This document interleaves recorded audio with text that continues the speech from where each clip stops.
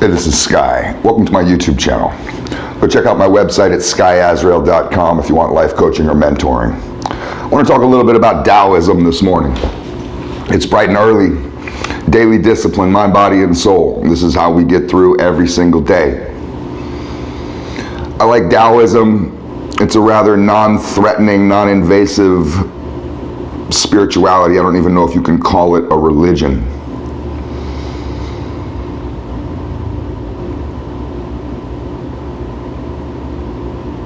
I want to talk about 5 or 6 aspects of Taoism, just to kind of turn you guys on to it.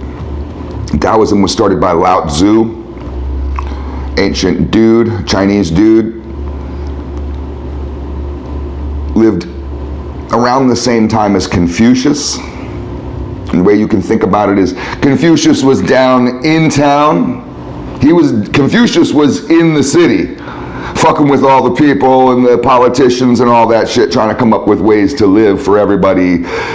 Lao Tzu was a redneck. Lao Tzu was up in the hills. He's a hillbilly. He wasn't fucking with down in town. He wasn't trying to go downtown.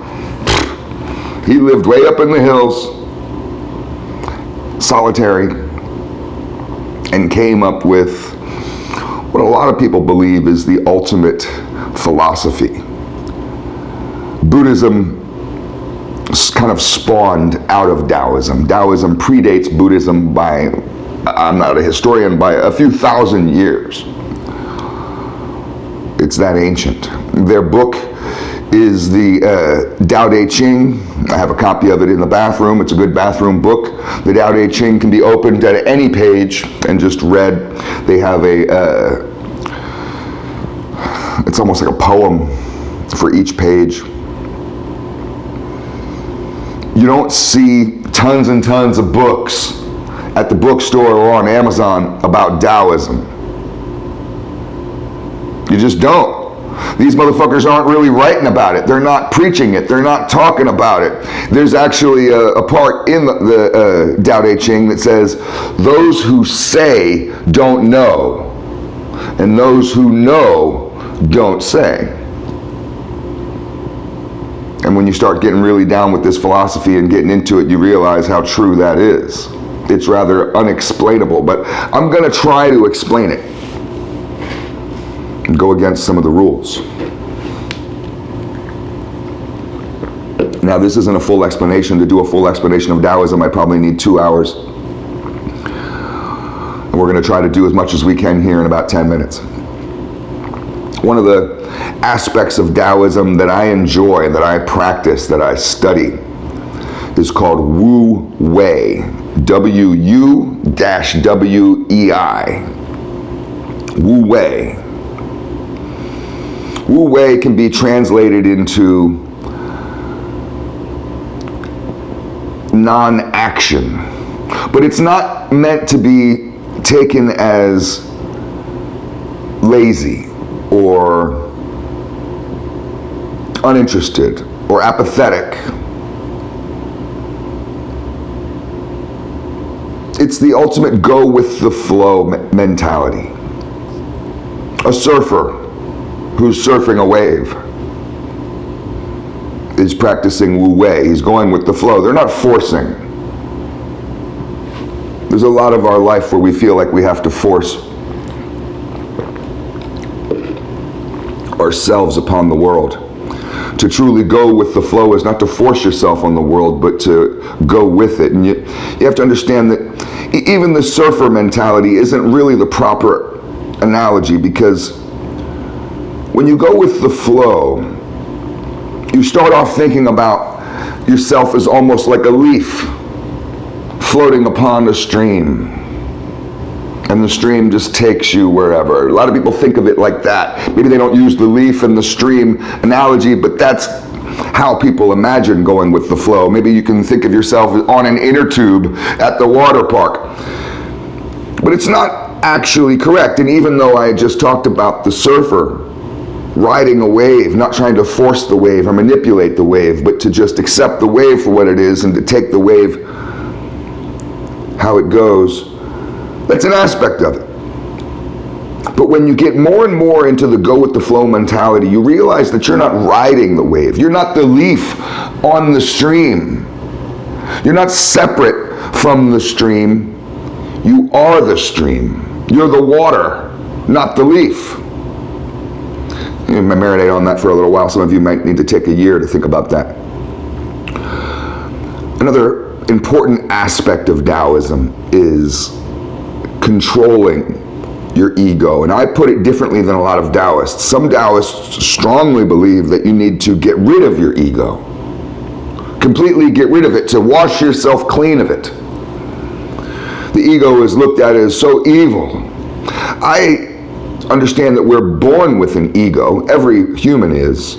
It's a natural. I've yet to meet somebody who has no ego. And usually people who go around claiming that they have conquered their ego are the most egotistical motherfucking pieces of shit out there. It's this game you motherfuckers play. Those are the people that order $7 cups of coffee at Starbucks that you can't even name, these chai latte. Fuck those kind of people, man. I lived in LA around those motherfuckers all the time. I got sick of them. I think that your ego can be negative if you don't know how to control it. Any aspect of yourself that you don't know how to control, that you don't know how to operate, you're not the operator, is going to operate on its own, or somebody else is going to operate it for you. You'll be manipulated. And the ego is a really easy way to manipulate somebody. I can manipulate you very easily by addressing your issues attached to your ego. If you have control over your ego and you're well aware of how your own mindset works, of how your different personalities try to take over, if you're aware of that and you can control those, then you become almost impossible to manipulate.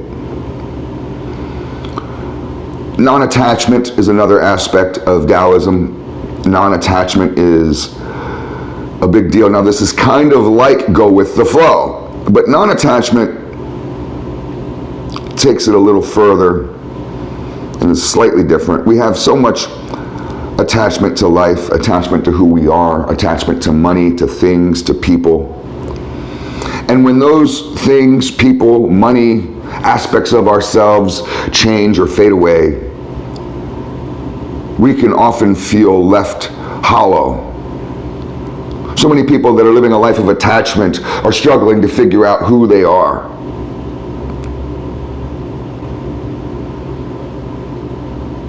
So in order to go with the flow and to move forward in your life,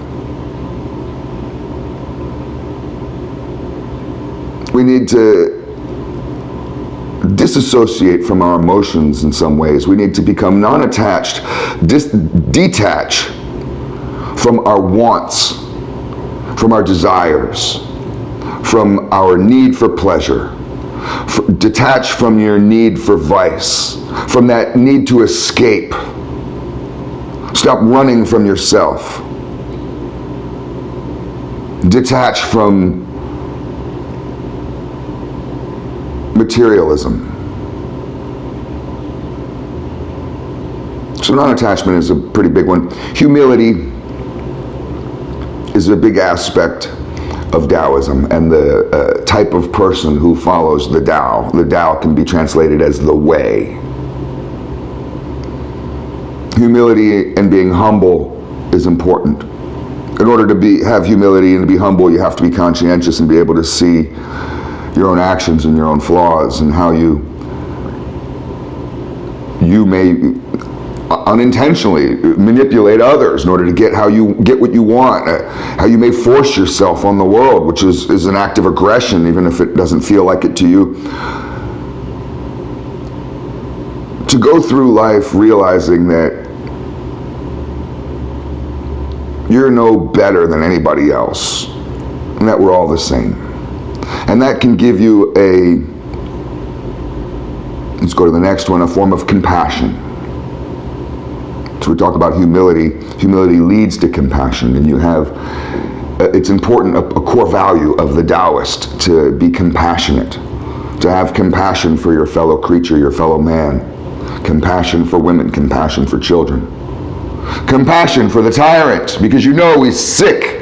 The evil king is sick, and you have compassion for him.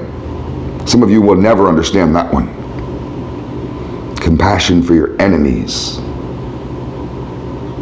Only a dominant warrior, a strong, strong man can have compassion for his enemies.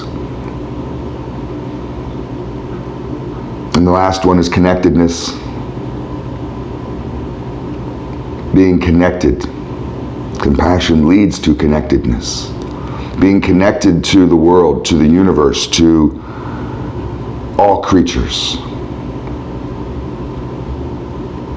And you find your place on this earth. You no longer feel lost. It's all food for thought. Thanks for watching.